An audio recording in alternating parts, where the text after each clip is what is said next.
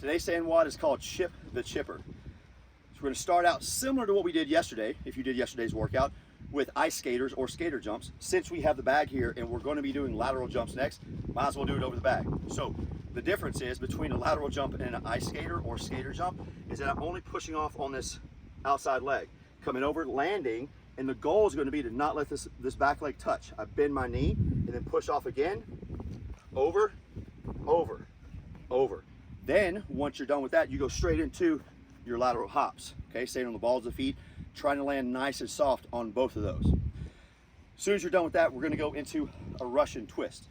Now, if you're a sandbag or you don't have a dumbbell or kettlebell that is light enough for you to use, then you can simply just do a Russian twist, keeping your spine in a neutral position and rotating as if you're holding some type of bag or move or bell. But since I have my sandbag here, I'll be here, coming up, tapping, tapping. The key with this is not letting your spine flex, but keeping it nice and tall, chest high. When we're done with that, we're gonna go into our deadlift. And for this, we're gonna grab our prone handle, hinging from my hip, sticking my butt to the wall behind me, dropping down to probably the bag taps the top of my foot, keeping tension in the handles, coming all the way back up, squeezing my shoulders, squeezing my glutes, fully extending my hips, and then right back down. As soon as I'm done with that, I'm just going to clean the bag and go right into the back squat. So here, grab the outside handles. This is something I like to do as well. I like to grab the outside handles versus the inside ones because it allows me to open up my chest a little bit more and to get a little bit more oxygen in. So from here, I can also squeeze my shoulder blades together, keep my posterior chain nice and locked and engaged. Sit down nice and low, hips below the knees, drive up, full extension of the hip, and then back down into that last rep.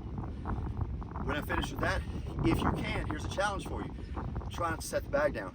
I might finish my last back squat. I'm breathing. I'm recovering. I'm letting myself calm down. Then I'm just gonna switch this bag over here. I'm gonna sit down and then go right into my sit-ups. Using the bag for momentum just a little bit if you need to, but keeping it right underneath your chin and on top of your chest.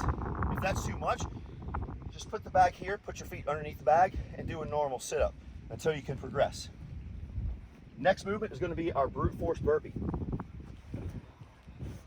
Using the prone handles, dropping down on top of the bag. If you need to do these on your knees, that's fine, but make sure your chest touches the bag. You pop up, get into a solid squat position, taking the tension out of the bag, pulling up, full extension, back down, and then repeating.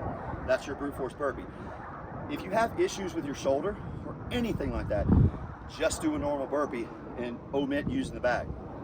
Last thing you're gonna do is a get up. Turkish get up, sandbag get up, they're all a get up. If you did this before, we're repeating. If you haven't before, here we go. Bag's on the right shoulder. Left knee drops down, slowly bringing myself back, lowering down, nice and controlled, coming up. Working leg is 90 degrees, drive to the heel, all the way up, and then back down and repeating. I believe in this workout you have 10. So I would do 5 on one side, 5 on the other. Those are your movements for today. Check out the link in the description for all the details. Make sure you download our free Brute Force WOD app.